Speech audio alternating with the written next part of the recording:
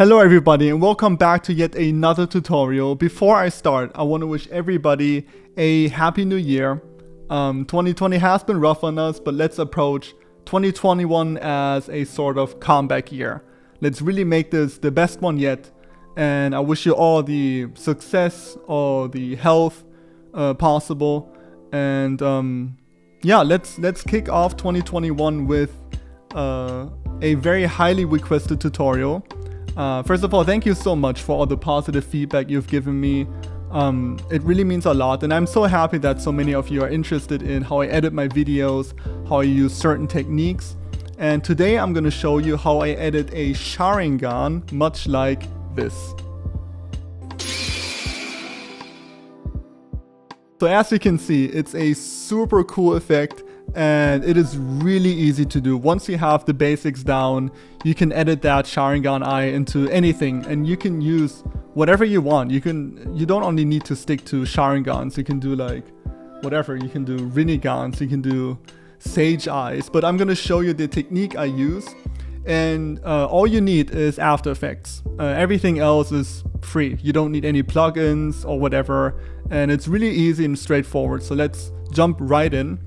So as you can see, I have a clear, like a new composition here, and I'm gonna drag my my video file in here.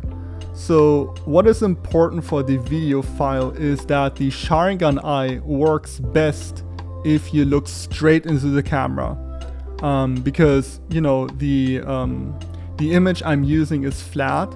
So every time you tilt your head or whatever, you make sudden movements. It just doesn't look as good because it's not a 3D layer, it's just a flat layer. So every time I use the Sharingan on my videos, I make sure to look straight into the camera, as you can tell here. So let me play the clip we're gonna use today. Let me find the right position I want to edit it in. Alright, so right here, when I look into the camera, this is where we're going to animate the Sharingan eye in. And I'm just going to do one eye today, but it's the same technique if you want to use both eyes. It's really the same. Once you have, you know, the basics down, it's just repetition from that point on. So what we're going to do first is we are going to track this eye right here.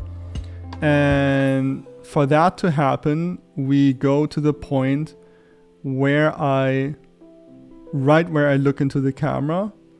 So right here. And all you need to do to track an eye is to right click on the clip. You go to track and stabilize, and you go to track motion. All right. And then you get this little square thing that says track point 1. And all you need to do now is grab that track point, pull up to the eye, and I try to expand it a little just so I can get right into the center of the eye. It doesn't need to be exact, but just for the sake of this tutorial, I like to be as accurate as possible. And the next step for you is to go down here and to click on this play button. And what it's gonna do now is it's gonna track every single frame for you. And what we end up with is a really cool and smooth track point. So as you can see, it's tracking at the moment, and whenever I use the Sharingan, I try not to move my head too much. And what's also really important is for you not to blink, because if you blink, it'll lose, like right here, see, it lost the track. We're not gonna track that much anyways, but as you can tell, as soon as I blink, it cannot recognize the eye anymore, and it loses track, literally loses track of the eye. So but that's fine. We're just gonna use this part right here. So if we zoom in, you can see all the little track points. So that worked out perfect. The next step for you is to go to layer and create a null object. And I know null objects, they always seem like really confusing. Nobody really knows what this means. I don't really know what a null object means. It's basically just for you to project your track point onto a layer. That sounds much more complicated than it has to be. All you need to do now is you go back to your tracker, you click on edit target, and then you select that null object. You can see layer null 1. It says null 1 here. You click OK. And the next step for you is to apply the track. So what it's going to do now is all the track points we have accumulated here, it's going to apply them to the null object. You just click OK, and there you go. And we're almost done. I know this sounds crazy, but we really are almost done. The next step for you is to create a new layer, this time a solid. And what we're gonna do, that's fine, just leave it as black. It doesn't really matter which color, because we're gonna disable it right here. And then we're gonna zoom into the eye. And what we need to do now is, with this black layer selected, we go to the pen tool. And now what we're gonna do is we're gonna draw a mask around the eye. And the way I do it, I click on a point, I hold it, and then I drag it up. And that way we can get these really smooth lines.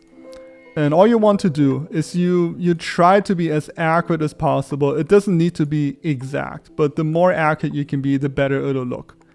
So that's fine. That's our mask now. And now what we're gonna do is we're gonna add the Sharingan eye. And all I did really is I went to Google and I Googled Sharingan. And then this is, I think this is from Wikipedia. You can just get that eye from Wikipedia. It's a PNG file. So we're gonna drag this. Let's drag it below the black solid. Doesn't really matter. And what we need to do now is we need to adjust the Sharingan to my pupil. So we're gonna scale it down. That's a little too big still. Let's try 7. 7 looks good. Maybe that's a little too small. Let's do 8. Oops, I accidentally did 0. Let's do 8. I think that's fine. And let's try to get it just right here. Okay, perfect. And I know it looks super fake and it doesn't really look realistic at the moment. Bear with me.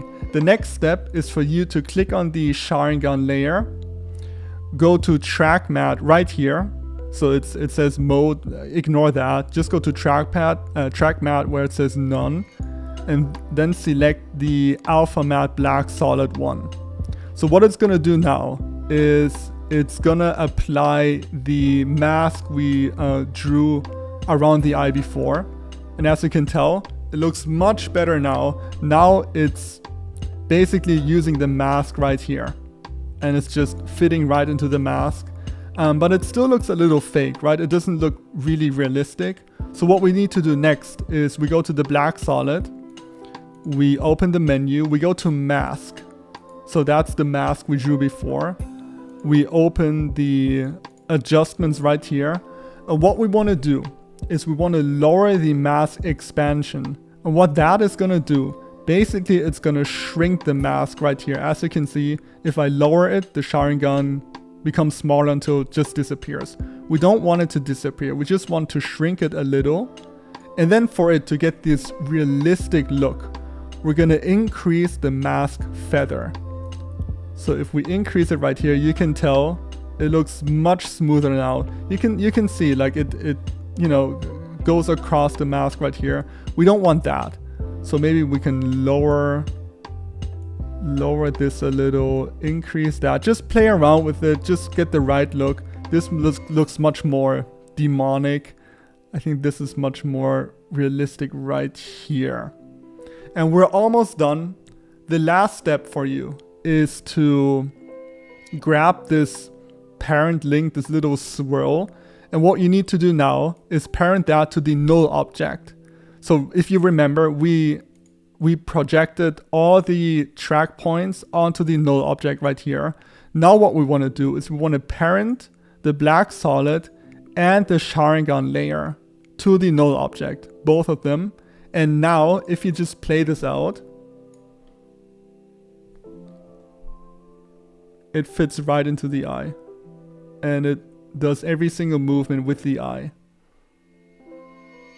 But you know, before the track point, it doesn't really, you know, it just starts moving with the tracker.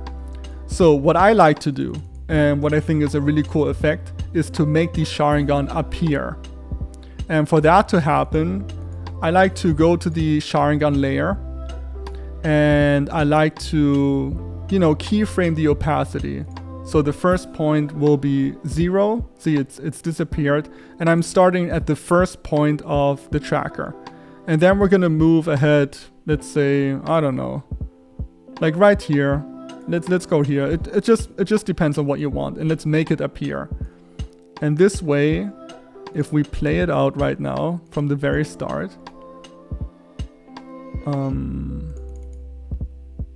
I will tilt my head and the Sharingan appears. So that's, I mean, you're pretty much done right now. But what I like to do to add a more dramatic effect, I suppose, is to make the Sharingan rotate as well. It just gives this whole thing like another, you know, another layer of awesomeness, I would describe it as. So for that to happen, all you need to do is to, above opacity, click on the stopwatch for rotation and rotate it minus whatever, how much you want to rotate. Let's do minus 100 to make it easy. And then, you know, you make it appear. And then right here, let's keyframe it back to 0. And what it's going to do is it's going to appear and it's going to rotate into the right position. And because, you know, if you play it out right now, it's a little, it doesn't look as smooth. It just sticks right into the right position. I like to select all these keyframes, right click on them, go to keyframe assistant and press easy ease. So all that's going to do is it's just going to smoothen out the animation. So now, boom, we have this right here. And you're done. And you can do that same technique for the left eye as well. Whoops. All you would need to do for that to happen, I apologize, is to, again, right click on the original movie file and create another tracker. And if you track it, it'll be, you know, it'll be your second track point. As you can see, it's tracker 2. You already have one tracker, that's the left eye. For the right eye to track, you basically do the same thing. You track the eye, you know, you let it play out, then you create another null object. I'm not going to go through all of it, but it's just the same thing. And the cool thing is you can do that with everything you want. You can add a Sage Eye, you can add a Rinnegan, you can add whatever you want. You can add a Mangekyu Sharingan. It's just up to you, whatever you want. But this technique is super easy. You don't need any plugins, and it looks so cool and so realistic as well. And yeah, I hope this was helpful to you. As I said, this is a really simple and easy tutorial for you to use. I hope you liked it. Let me know in the comments below what you want to see next. I'm so happy to share, you know, all these techniques with you, maybe teach you one or two things. So let me know in the description below. Thank you so much for watching. Stay smiling, stay awesome, and I am always here for you.